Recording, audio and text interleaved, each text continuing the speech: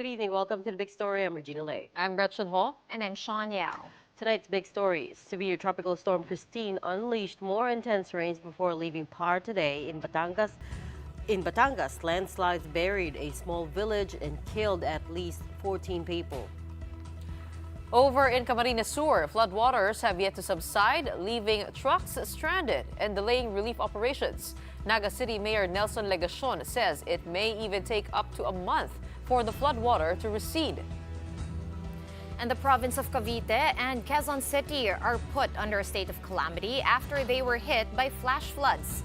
Damage to agriculture in Quezon province has reached 150 million pesos so far.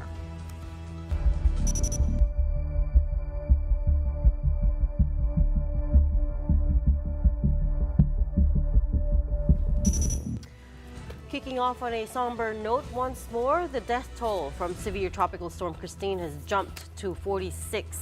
Now that figure came from the Office of Civil Defense, or OCD, which said that out of this number, most of the reported fatalities were from the Bicol region with 28, followed by Calabarzon with 15. One fatality was reported each in Ilocos region, Central Luzon, and Zamboanga Peninsula. I'd like to point out that these numbers are still undergoing validation. Also, both the NDRRMC and the AFP have different figures. The NDRRMC tally currently stands at 13, while the AFP has counted at least 81 casualties.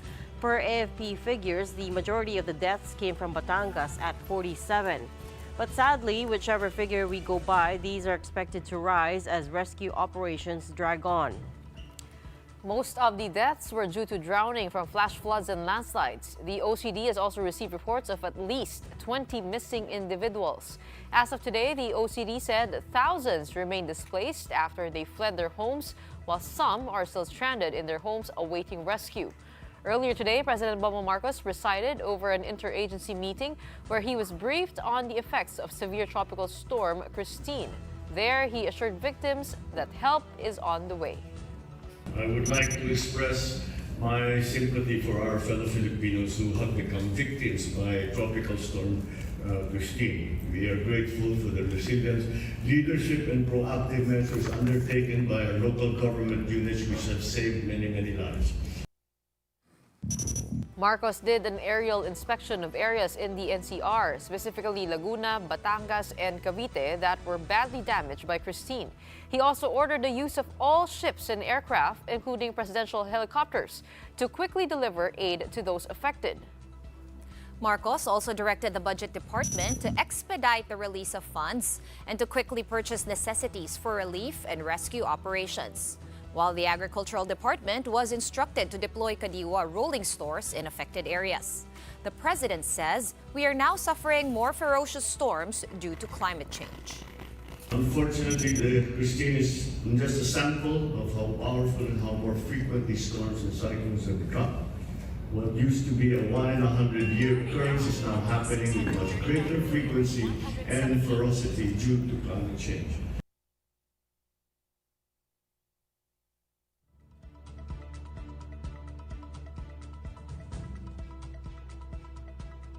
That climate change has led to more ferocious storms, or even, I think the most important thing to remember is that Bicol was not even directly in the path of the storm, and yet they had the most casualties. You're right. That's significant for the president to acknowledge that. We know that, living in the Philippines, which has been topping the World Risk Index for 4 years now consecutively, right? We're the most at-risk country in the world, not just from natural disasters, but also geopolitical risk.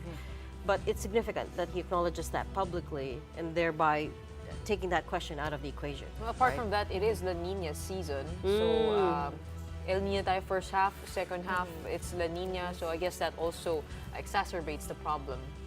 But it's a bit strange to have these kinds of storms, ferocious storms as he called it, this late in the year.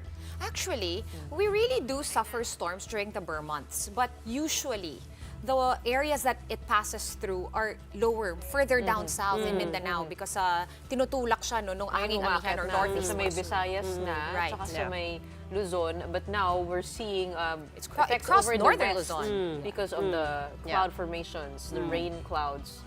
But again, we're fortunate to have the Sierra Madre to the east. Yes. to protect the Right, that part Isabela of the country. and the Oo. rest of course, Luzon. Now, as we have reported, a lot of casualties in Calabarzon, and most of those are from Batangas, where a landslide in Talisay, Batangas claimed at least 14 lives. We still have News 5's Rainiel Pawid in Batangas. He joins us now on the line to give us an update. Hi, Rainiel. Kamusta ang rescue at retrieval operations dyan? Linawin lang muna natin, no? Nasa Talisay ka ba or nasa Lemery pa rin? Hi, ladies. Paano? Ngayon ay kakalikas lang natin dito sa may Talisay, Batangas. Specifically dito sa may barangay Sampaloc. This is the area yung tinatawag nila na ground zero for this landslide, no? At itong landslide na to, since inikot natin kanina, to visualize lang, no? Para to give visualization sa mga viewers. Ang laki ito ay sa 10 full basketball court. Ganun siya kalaki pag in-stretch mo siya. Dahil parang nasa gilid ka ng kalsada, and then kikita mo talaga na lahat ay sa gilid. Kaya natabunan na nga ng putik at maging mga baro. Okay, Riel, nakikita nga namin sa aming video, no? We're playing back videos from the rescue operations dyan sa may landslide sa Talisay. For now, though, meron na ba tayong mga numero? Ilan po ba ang nawawala? Ilan ba yung hinahanap natin or nahanap na? As of 8 p.m., nakakuha tayo ng confirmation na 18 na yung nahanap, pero patay na yung 18 individuals na yon. And then may dalawa pa na bata yung hinahanap naman. Sila ngayon yung nag-start. No, sinabi nga nila ng mga rescuer natin na 24/7 na yung kanilang gagawin. Search and rescue, no? Dito sa buong barangay ng Sampaloc. Are they expecting, no, na merong mga survivors of the landslide? Yes, we've asked earlier, hindi nila inaalis the possibility, though yung oras, tinitignan nila na almost 24 hours na nga simula nung nangyari itong mudslide or landslide dito sa area. Pero sabi nila, keep fingers crossed na sana yung dalawang hinahanap ay, di ba, medyo natabunan daw at na-shield ng ilang mga debris. O yun yung tinitignan nila ngayon ang gulo.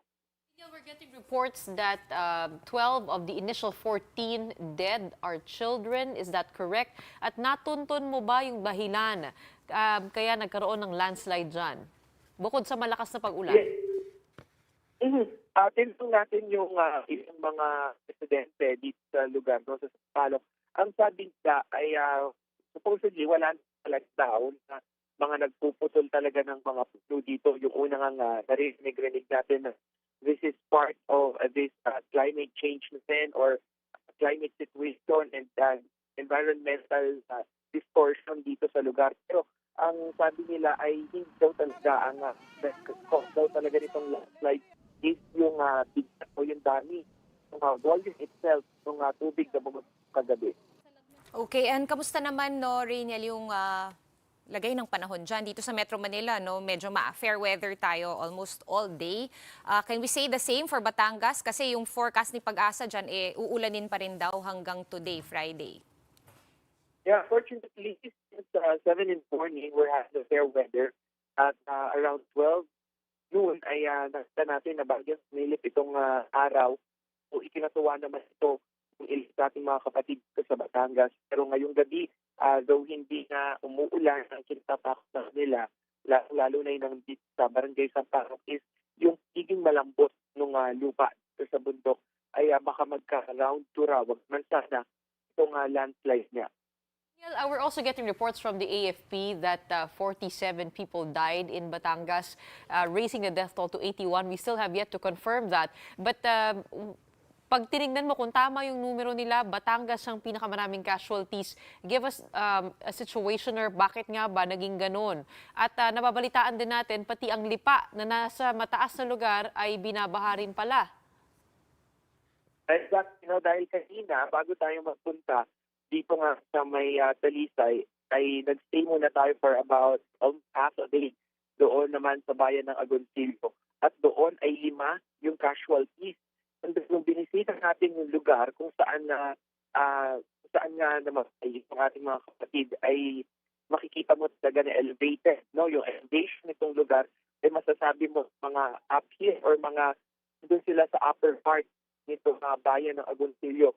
So tinanong natin kung ano ba talaga yung nangyari, bakit sila kataas na tubig. Sabi nila, hindi ganun kataas yung tubig, pero yung bagsak ng tubig from the upstream, no, dahil nga pababa, yun yung naging cause kung bakit iyan sa ating mga kapatid, no, actually yung rin doon sa Agoncillo ay nasangay nga itong baha na may halong ring puso. Okay, so same areas no, na tinamaan at binaha noong Bagyong Karina a few months ago. Maraming salamat sa update na yon. News 5's Rainiel Pawid joining us live over the phone from Talisay in Batangas. Over in Baguio City, several landslides were also reported as heavy rain and strong winds battered the city. Joining us now is News 5's JC Cosico from Baguio. JC, how many landslides have been recorded over there in Baguio, and do we have a number of casualties? Gretch, according to the Baguio City LGU, there are 4 incidents of soil erosion following the onslaught of severe tropical storm Christine. There's also 1 incident of collapsed riprap. However, there are no reported casualties nor injuries following these incidents. Sean. Which specific Yes. areas in Baguio have experienced the soil erosion that you're talking about, and are there any major road closures? Gretch, these areas include Lower Carino Hill, Victoria Village, Quezon Hill, and also in Outlook Drive. Now, according to an advisory of DPWH Cordillera as we speak, all national roads and bridges in Baguio City are passable as we speak. But however, there are some streets in Baguio, to be specific, that is Alfonso Tabora Street in Barangay Lower Carino Hill, kasi nagkaroon nga dyan ng landslide. Kaya ang ginawa ng barangay, they decided to close that portion to motorists para nga iwas aksidente. Kasi nga kanina ay nagkaroon nga ng pagguho dyan, and in fact, yung landslide dyan sa Lower Carino Hill ay nangyari pa noong July. So kanina nagkaroon ng bagong guho.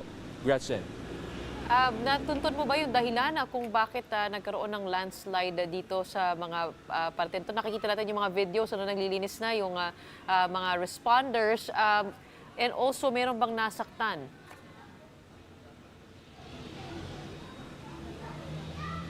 Yes, Gretchen, we talked to the Baguio Disaster Office. Ang sinasabi nila, yung talagang malakas na buhos ng ulan yung reason kung bakit nga nagkaroon ng soil erosion in these areas. Kaya yung ginawa nga ng barangay at ng LGU, kanilang nilagyan ng trapal ng mga gulong yung mga guho, kasi nga para maiwasan na mas lalo pang mabasa yung mga lupa na yan at maging dahilan pa ng lalong pagguho. And apart from that, like what I mentioned earlier, there are no reported injuries or casualties following these incidents. Sean.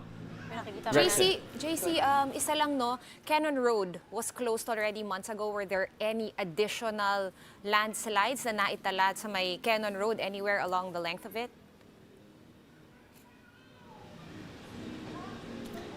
So far, Sean, doon sa inirelease na information sa atin ng Baguio City LGU, walang nai-report na landslide doon sa Cannon Road.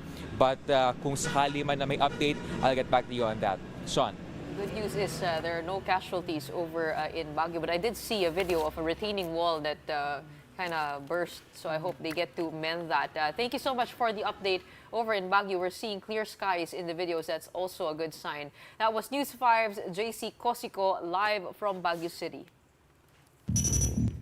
Over in Camarines Sur, floodwaters have yet to subside, leaving 9 out of 36 towns still submerged and residents pleading for help. This is the first time na hanggang na po sa pinaka ng stair ng barangay hall. Pangangailangan po yung food, water, ganyan po yung mga damit. Ay bigla lang, umulan kasi, nalubog si puhunan. One other problem that's come up is that trucks carrying relief goods have been stranded in Milaor town due to flooded roads. Workers have had to use rubber boats to deliver aid to residents. In Del Gallego, Camsor, some trucks have been reportedly stuck for 4 days, with authorities only letting the ones carrying perishable items like vegetables and meat through. There are also checkpoints in Sipocot town.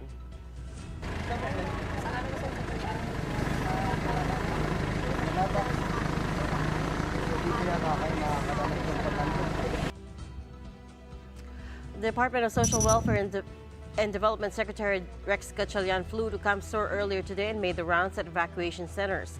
The agency then contacted the water concessionaires, that's Maynilad and Manila Water, to help provide potable water for the victims. Also with him was Naga City Mayor Nelson Legacion, who said it might take up to a month for the flood waters to subside. Kami naman po dito sa Naga, mabilis yung pagbangon. Kaya lang, dahil po sa extent ng damages na naranasan po ng bawat isa, ng bawat pamilya dito sa lungsod ng Naga, ito siguro yung medyo matatagalan ng konti. Kinukulang na po kami sa pagkain, sa tubig. Kung matutulungan po kami ay malaking utang na loob po namin ito sa pamahalaang nasyonal. Separately, House Appropriations Committee Chair and Ako Bicol Party List Congressman Zaldi Ko refuted social media posts claiming that the Bicol region was allocated billions of pesos for flood control projects. Part of the statement read, "There's no truth to the alleged billion-peso appropriations for Bicol flood control. In fact, the region's funding for national roads and flood control are among the smallest in the country." Ko also said that the current administration's infrastructure strategy, led by House Speaker Martin Romualdez, prioritizes integrating flood control measures with sustainable water management to enhance food security. One of the first responders in Bicol, particularly in Naga City, is Angat Buhay, the foundation led by former Vice President Nenny Robredo. And we have with us tonight the NGO's Executive Director, Rafi Magno. Thank you for joining us on The Big Story tonight, Rafi. Thank you, Gretchen. Thank you, everyone. Unang-una, kakamustahin ka namin because you posted on Facebook that your family almost lost everything. How are you? How is your family? At nasaan ka ngayon? Oh, thank you so much, Gretchen. Okay naman kami. We're happy that everyone's alive. Very unfortunate that we lost everything. And I think hindi lang naman kami yung nakaranas ng ganon. Yung extent ng damages dito because of the typhoon, talagang sobrang lala, no? Sa napakaraming mga tao dito sa Naga City. I mean, Naga City, Attorney Lenny and I are leading our operations in Naga City. Okay, so are you able now to go around Naga City? Have the floods subsided? Because you were also mentioning that several of the trucks with donations were stranded in Pamplona and San Fernando. So ano yung lagay dyan sa Naga City, pati na rin ng mga donasyon na papunta? Yeah, actually, pasensya sa damit ko pero basang-basa ako ngayon. Kakatapos lang namin mag-rounds sa isang barangay. Kasama ko si Attorney Lenny earlier.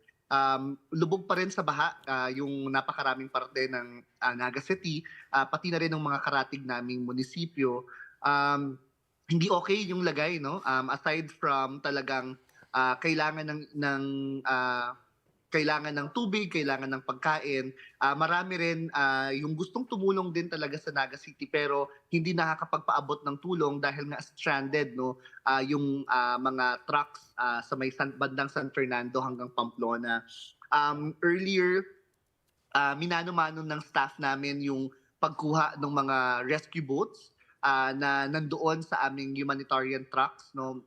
Siguro approximately nasa 6 yung trucks ng Angat Buhay ang nakatenga doon sa may San Fernando na punong-puno ng in-kind donations para sana sa mga nasalanta ng bagyo. Pero 2 days na, no, yung iba sa mga trucks namin na andoon. So kanina we attempted to go there to pick up, no, yung aming mga rescue boats. Successful naman, pero talagang mano-mano. Our team, they have to walk, no, sa flood water ng chest deep maglakad ng several hours just to go to San Fernando and go back to Naga, no, para madala yung aming mga rescue boats. Kakarating lang nila kanina, actually, mga few minutes ago, Hi, before we Rafi. start this interview. Right. Hi, Rafi. This is Sean. I just wanted to ask you, ba yung mga pictures that we've seen going around social media, yung mga nakasakay, yung relief goods sa rubber boat at tinutulak ng mga volunteers? On top of that, no, how are you, kwento mo sa amin, no, how is the coordination going with the different rescue agencies or disaster response agencies going? Sinabi ko na to several times, no, that what we've experienced dito sa Bicol, worst in recent history na naranasan namin. Okay, I've never seen the city na ganito, yung klase ng pagkalubog sa baha. Most parts ng city namin are flooded, no, at hindi naman to nangyayari talaga sa amin, no. Sa ibang parte ng Naga nangyayari ito, pero kakaiba to para sa amin ngayon. Alam niyo na we are always ready, no, pag may bagyo, kasi talagang sanay na sanay kami, but this time talagang na caught off guard kami, no, doon sa bilis ng pagtaas ng tubig, no, sa lakas ng ulan. Maraming mga tao yung mga casualties, no, yung nabigla dahil biglang rumagasa yung tubig sa kanilang bahay, or while papaalis sila sa kanilang kotse, no, biglang tumaas yung tubig. Maraming tao pa rin ngayon, yung recent na barangay na pinuntahan namin tonight, nasa second floor pa sila, nasa bubong pa sila, no, waiting for food and water. So iba talaga to, na experience for all of us. Rafi, this is Reg. Coming back to yung issue of the stranded relief goods, I'm sure you guys are talking about how to sort that out, pero what's the solution that's being thrown around? Is it that antay na lang bumaba yung floodwaters, or is there talk of airlifting at least some of the goods? Yung assets, we don't know. We're part of the non-profit group, so wala kaming ganong klaseng mga assets, no. So but we're trying to coordinate with the military. They've been very helpful naman sa amin, no, in transporting some of our goods, no. But tawag mo dito starting tomorrow, very early tomorrow, magbamano-mano kami, no. So may nahanap kaming truck na pwedeng lumusong sa baha. Imamano-mano naming i-pick up yung mga goods na nasa mga trucks namin para makarating na finally dito sa Naga at para maipamigay na, no. Again, yung extent ng damage dito sa aming syudad, napakalaki talaga, at napakarami pang pamilya yung kailangan tulungan, no. Specifically yung pagbibigay ng tubig at ng mahakain nila, no. Yung mga pamilyang stranded pa ngayon sa kanilang mga bahay.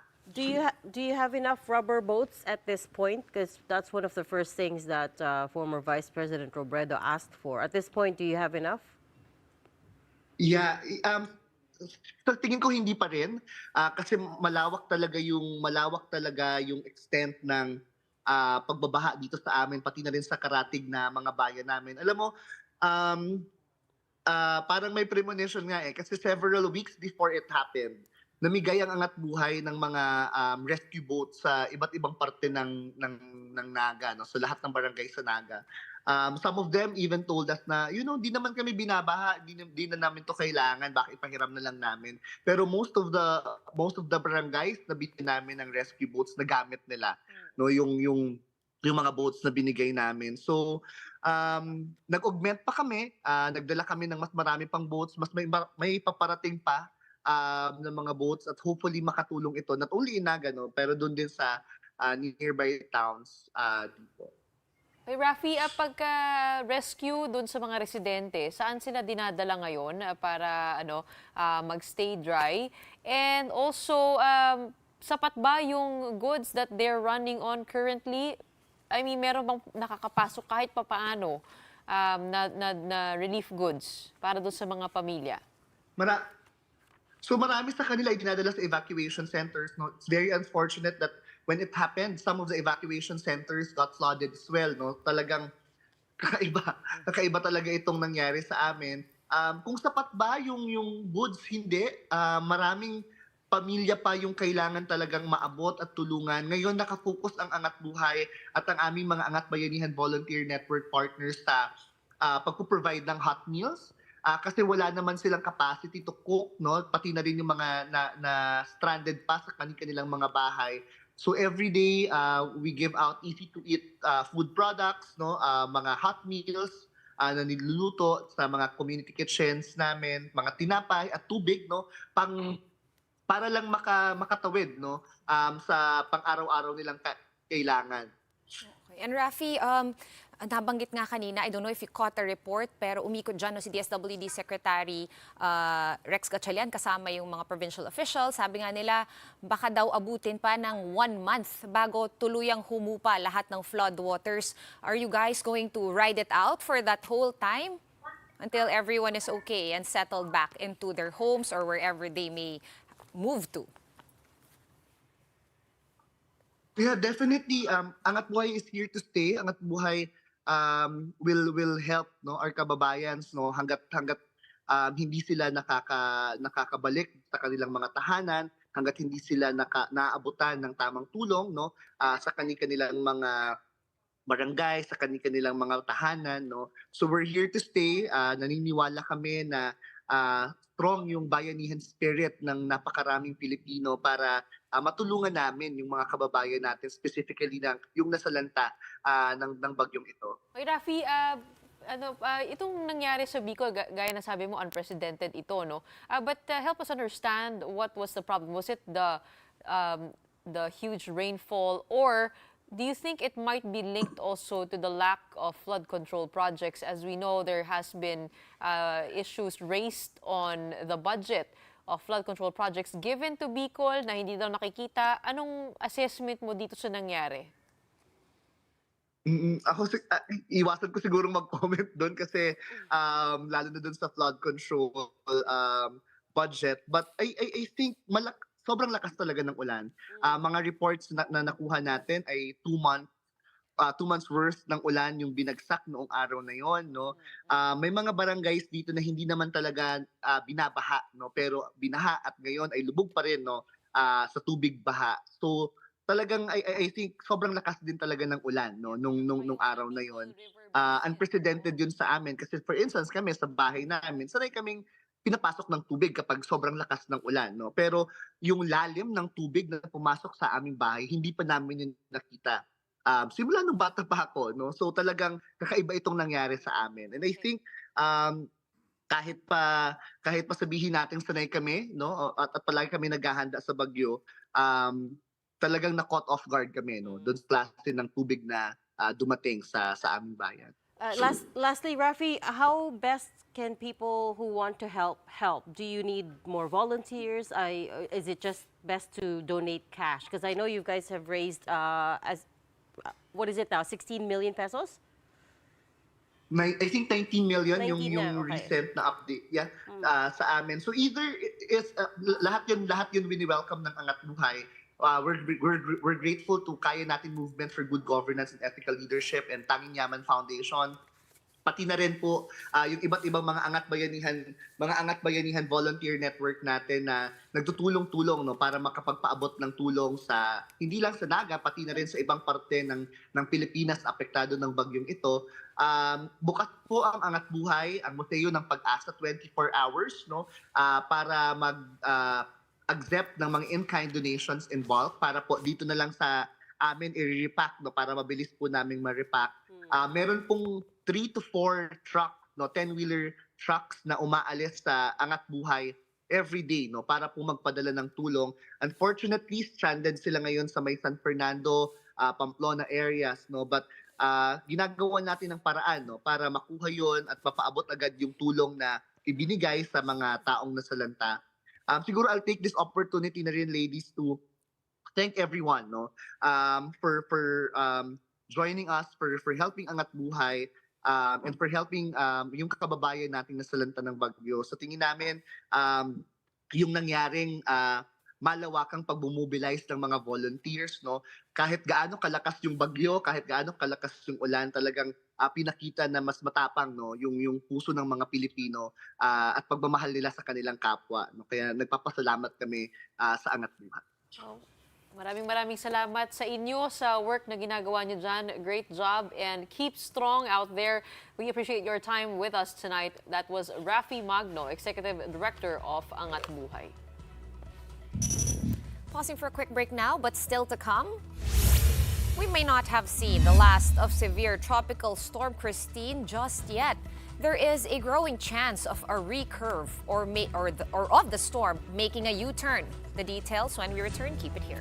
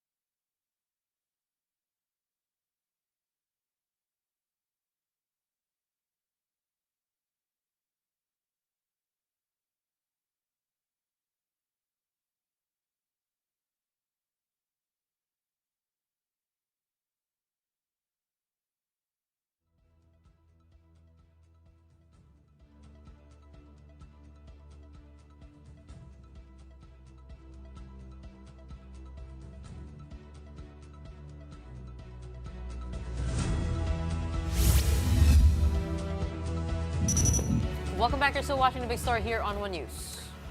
A state of calamity has been declared in Cavite following the onslaught of Christine. The Ilang-Ilang River in Noveleta, Cavite overflowed yesterday due to the relentless rain brought by Christine. A massive amount of debris has also been washed away in the floodwaters, which have gone up to waist to chest level. Even till this morning, the water levels remained high. One person in Noveleta reportedly died after being electrocuted at the height of the flooding. Kagaya din sa nangyari ng bagyong Pahing, naulit na naman. Nasa bubong po yung mga tao dahil hindi na po sila makatawid o makababa sa kanilang bahay. Lubog na nga po ang kanilang mga kalsada. More than 3,000 families were initially evacuated in Cavite due to the storm. 18 out of 23 municipalities and cities in the province have lost electricity, signal, and internet connection. 6 local government units are experiencing difficulties with water supply. Over in Quezon Province, it's also been declared under a state of calamity due to the damages caused by Christine. The expansive rice fields in Lopez, Quezon resembled a lake due to flooding, with water overflowing up to the adjacent highway, making it difficult for vehicles to pass. Fortunately, the water has slightly receded in some barangays, allowing some residents to start drying their harvested rice. Today, residents were busy cleaning their belongings after the flood, as they now face the ordeal of dealing with mud and debris. Relief operations are ongoing for over 32,000 individuals or nearly 10,000 families displaced in Quezon province due to the storm. The damage to agriculture in the province has also reportedly reached 150 million pesos. So that on Monday, yung mga LGUs natin, they can process kung meron silang QRF or Calamity Fund na available pa for interventions. Now, this is a question on a lot of people's minds. Is the worst really over from severe tropical storm Christine? As of 4 p.m., Christine was last located 410 kilometers west of Sinait in Ilocos Sur as it moves out of the Philippine area of responsibility. It is still packing maximum winds of 95 kph near the center, with gustiness of up to 115 kph.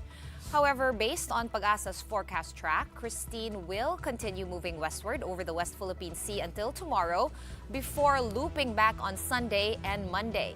What this means is that Christine could re-enter the PAR on Monday or Tuesday. If Christine continues on this track, rains will be expected in the Ilocos region, in La Union, Pangasinan, and Zambales.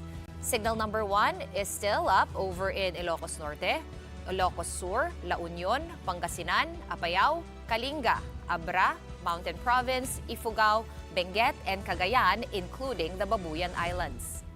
The list also includes Isabela, Quirino, Nueva Vizcaya, Nueva Ecija, Tarlac, Zambales, Bataan, Pampanga, Bulacan, Metro Manila, and the northern portion of Cavite. And just a reminder, Alagang Kapatid Foundation is also open to receiving donations for those affected by severe tropical storm Christine.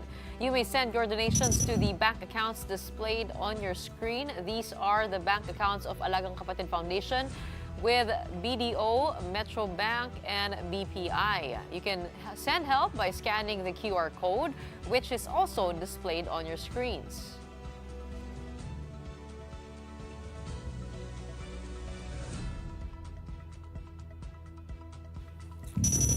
After another quick break, PDP Laban is fielding 6 senatorial candidates in the 2022 midterm elections, including, or 2025 rather, elections, including lawyer JV Hinlo. We will be speaking to him next. When the big story returns, stay with us.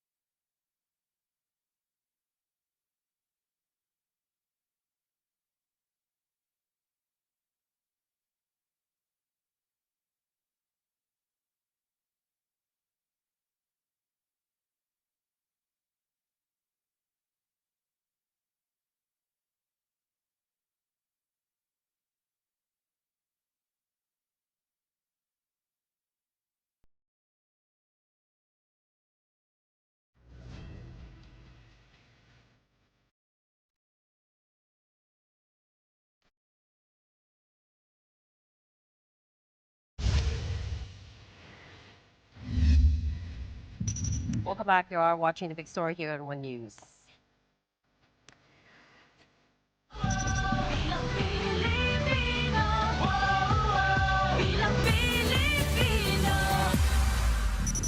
Like it or not, everything is political, or so the saying goes. Certainly, this latest storm has shown us the importance of electing the right leaders. So let's get back to assessing our candidates for next year. Our second guest tonight is Attorney J.V. Hinlo. He's part of the six-man senatorial slate of PDP Laban. Good evening, Attorney. Thanks for coming all the way here to be with us.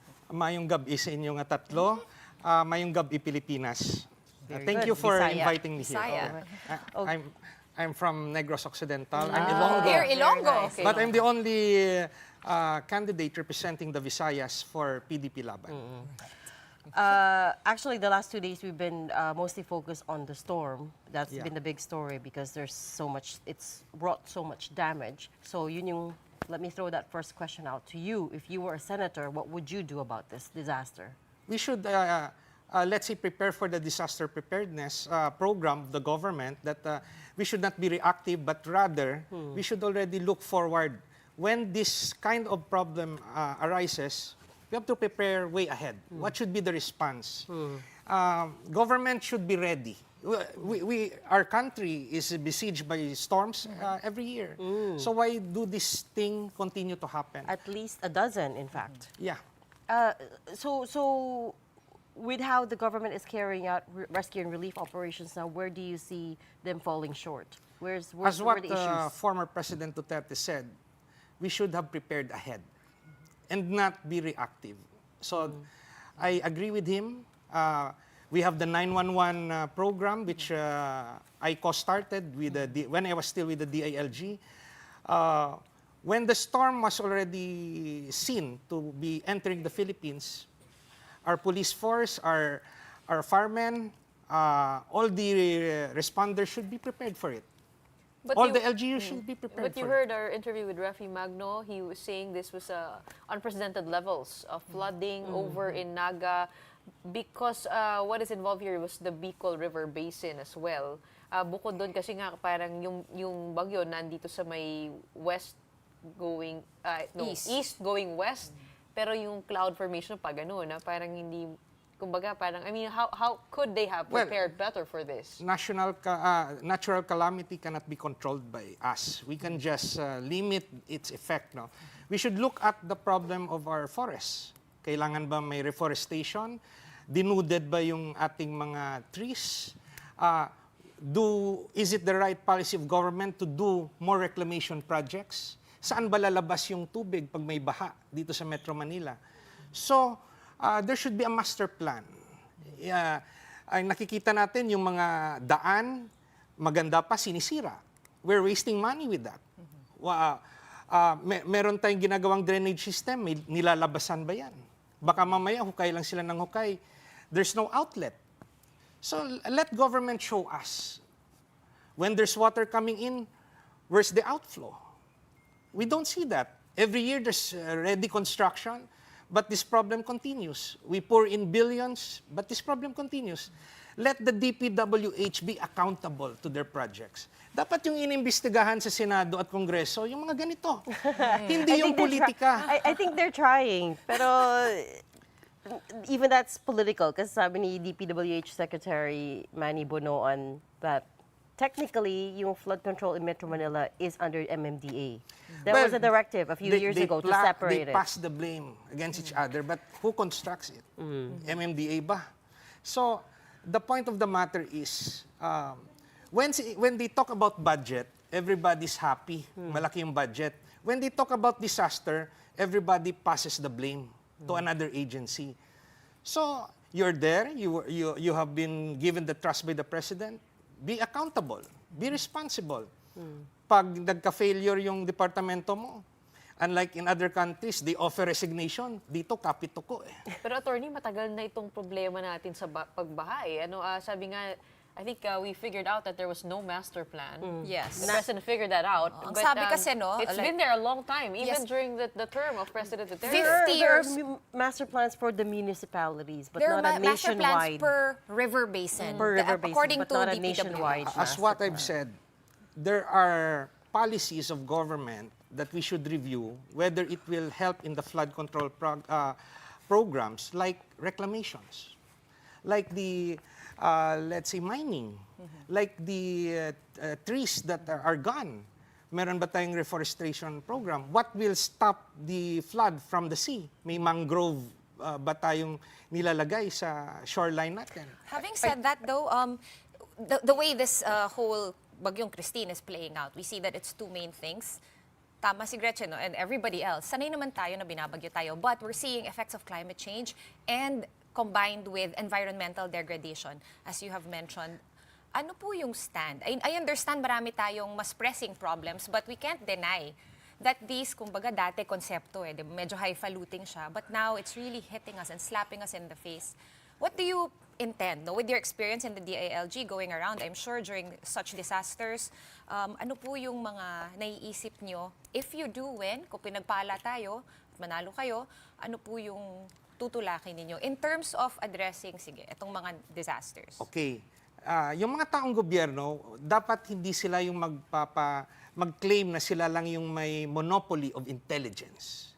We have our scientists from the academe, we have our engineers, we have our architects, we have our master planners. Invite the private sector. Talk to them. How do we solve this? Rather than, iba kasi, pag appointed ka na sa government, you claim to be the most intelligent person. We involve the private sector, help us. We have this continuing problem. Tell us what to do. So it should be a partnership between the private sector and government. Let's do the consulting. Yung legislative consulting, yun. Hindi yung politika, nagbabantayan. They see the fault of another politician, but they refuse to see their own fault. That's the problem. To be fair, I think there are public-private conversations going on. That's precisely why Frederick Go, the special assistant to the president, was appointed to that position, right? To be the conduit for the government and the private sector. But since you brought it up, are you for or against mining? There are pros and cons to both sides. There should be responsible mining. Of course, everyone once you do the mining, do we follow the regulations that the trees should be replanted? Is it done? Is the DNR strict in implementing the guidelines? It should be a balance, because if we stop totally mining, how can we industrialize? Correct. How can we create jobs? So it's a balance of being a responsible industrialist. The country also needs jobs. We have to create jobs. We have to increase the manufacturing capacity of the Philippines. Ang dami walang trabaho. Kung puro ka na lang bantay dyan sa baha, pag wala na yung baha at gutom yung tao, another problem is created.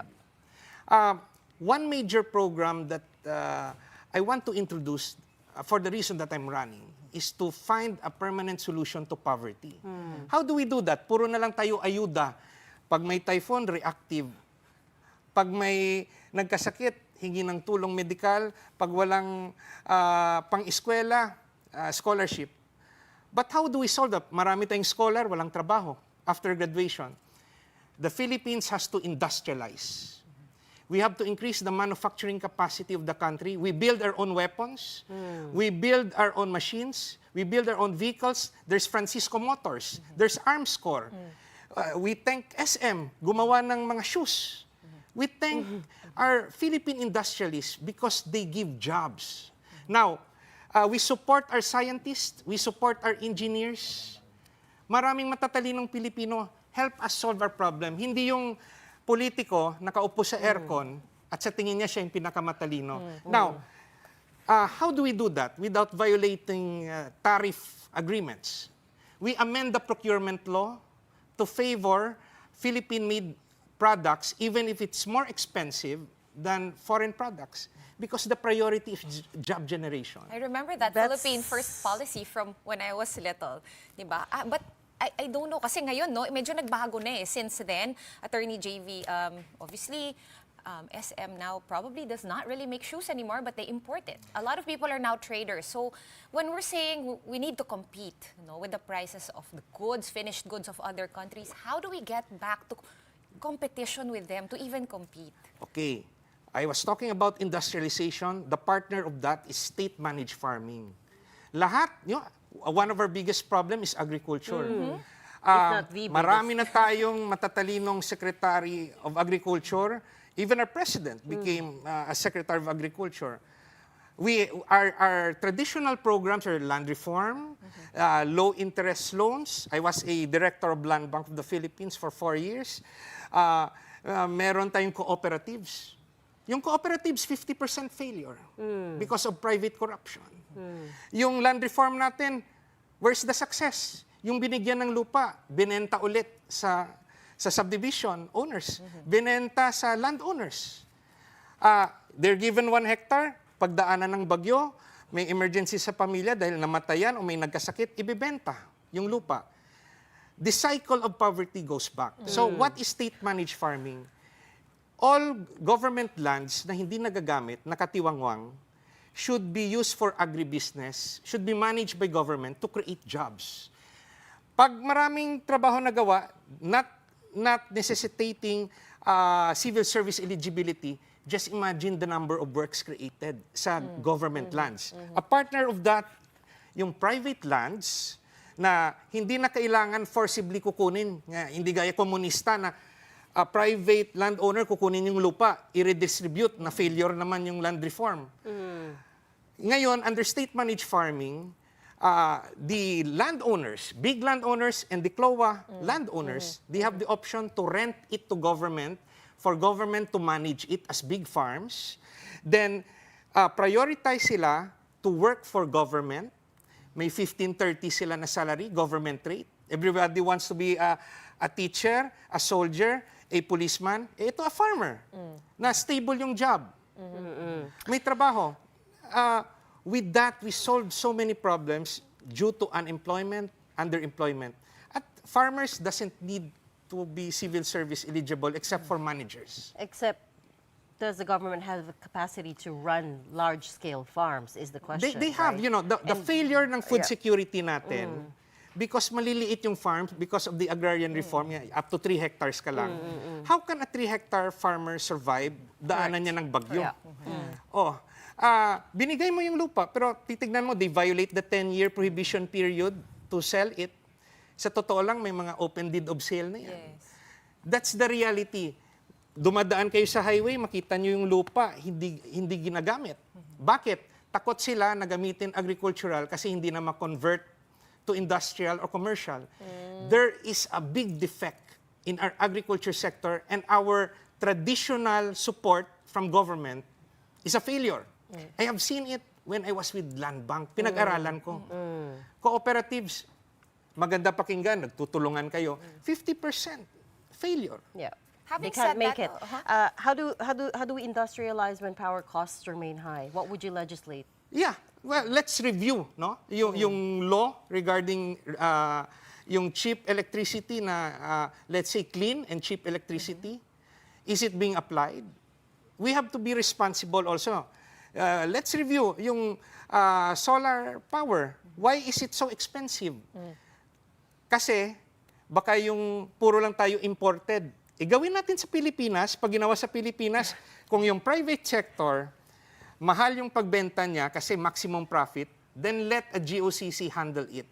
Mass produce so that it can be afforded by ordinary Filipinos. Having said that, Attorney, ano po yung mga main platforms that you are running on for Senator? If you distill everything that we've discussed. So you've mentioned anti-poverty, that's yes. my anti-poverty na permanent solution. The other two are, yung una, anti-corruption. I was a commissioner of the Presidential Anti-Corruption Commission until it was abolished by the first executive order of PBBM. No? How do we do that? Our problem is not the laws na i-death penalty. Our problem is in the investigation. Nakita natin, pumasok sa gobyerno, middle class, paglabas, multimillionaire. Pero wala tayong access sa bank accounts, wala tayong access sa mga records sa sasakyan at bahay dahil sa Data Privacy Act at Bank Secrecy Law. So you're gonna repeal both? We're gonna amend it to allow, I'm gonna propose to authorize the ombudsman without a court order to have access to the bank accounts and to have access to information. The third one, we reform our education system. Ang dami na ring education secretary dumaan, the best trained. Pero yung very basic na hindi nila naisip, let us introduce a subject of Philippine patriotism and ethics studies from grade 1 up to college. grade 1 example, love of family. Porket yumaman ka ngayon, pababayaan mo na yung pamilya mo. Ay, hindi pwede yun. Bago ka makatulong sa ibang tao, tulungan mo pamilya mo. Second, love of community. After being responsible and loving your family, help the community. We introduce subject, grade 3 example, the importance of education and study techniques. Yung mga bata ngayon, more than 1 hour nagko-computer. Yeah. Those things. So you think those will solve our education woes, the crisis that we have now in education, comprehension, language? Those are traditional subjects, but what I'm trying to instill, we have to love our country and be good citizens. Tinuturo ba sa atin, even on college? Do you think that will solve the problems in the education sector? That will help solve the... What will that solve? The identity of the Filipinos. Because kung puro tayo academics, we love ourselves. Kulang tayo sa academics, I think. It's more... Let us review the priorities. Let's say, sa first year college, we will be taught as part of the topic, ano yung priority ng NEDA, yung economic program natin sa 10 years, ituturo sa college student. Last year in college, ituturo sa atin yung what is taxation, what is custom duties, and how to file an income tax return. Yeah, that's very useful. Attorney, hold on. Sorry, we're running out of time, but we do need to talk about politics. Why are you running under PDP Laban when you were the founding president of Partido Federal? Originally, Partido Federal ng Pilipinas was created to accommodate former President Duterte back in 2018 when there was an internal conflict between Senator Coco Pimentel faction and that of President Duterte. Now, there's an internal issue on that. It has been decided by the COMELEC, and now it's presently with the Supreme Court. So we wait the final decision.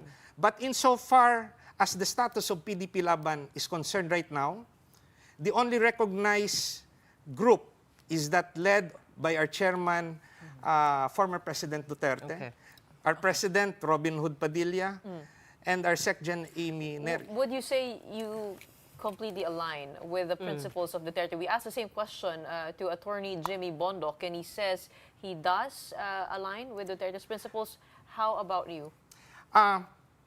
Let's be honest. No government or no administration is perfect. I came in, I helped the president. There are defects within the administration, but I try to be one from the inside to help reform government. I fought from the inside. I'm a middle class. I'm not a millionaire. I'm not a multimillionaire. I'm not a billionaire candidate going for the Senate.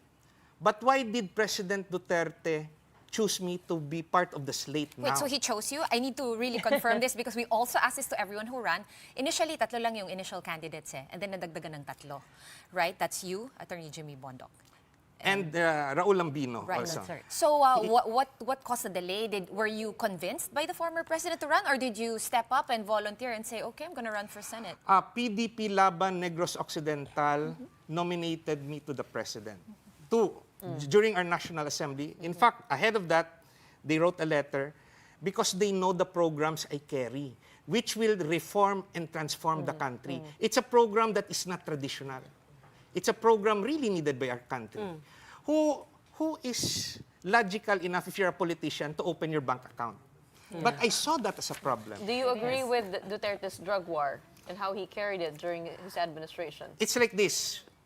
Duterte said that he would stop drug addiction. He would stop drug selling. He warned everybody, stop.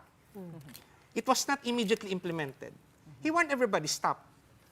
Did they listen?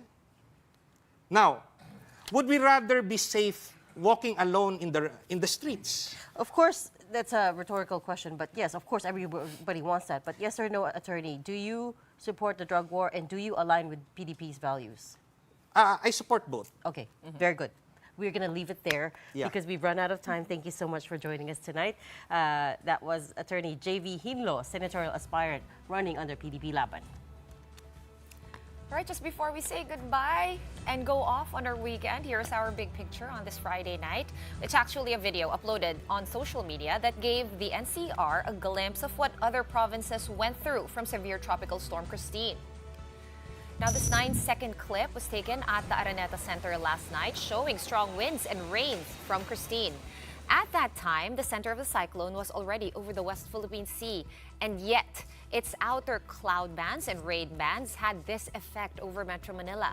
And it just goes to show how big Christine's circulation actually was. You're trying to figure out if that video was real or not. It's or real. Was it AI? Was it in another country? No, because you don't it's see that real. all the time. Pretty scary. Because Pretty in a scary. place where there's a lot of buildings, you Yeah. create wind tunnels. Because yesterday, on my way here, the rain was literally 90 degrees. When The we opened the rain door, was it was loud. going like this. The wind was The loud. wind was loud. The car was that, shaking. That's not yet a typhoon. Yes, severe tropical storm. Well, we're glad that the weather is better today. Definitely. Hopefully it continues, and we'll wait. Hopefully no more LPA, the one that's forming out in the east side, right? So hopefully none of that. And everybody Hopefully has it a dry dissipates. and peaceful weekend. Okay, that's something to pray for this weekend. But that's it for the big story tonight. Your One News, all sides, all the time. Thanks for tuning in. Have a good night and a great weekend.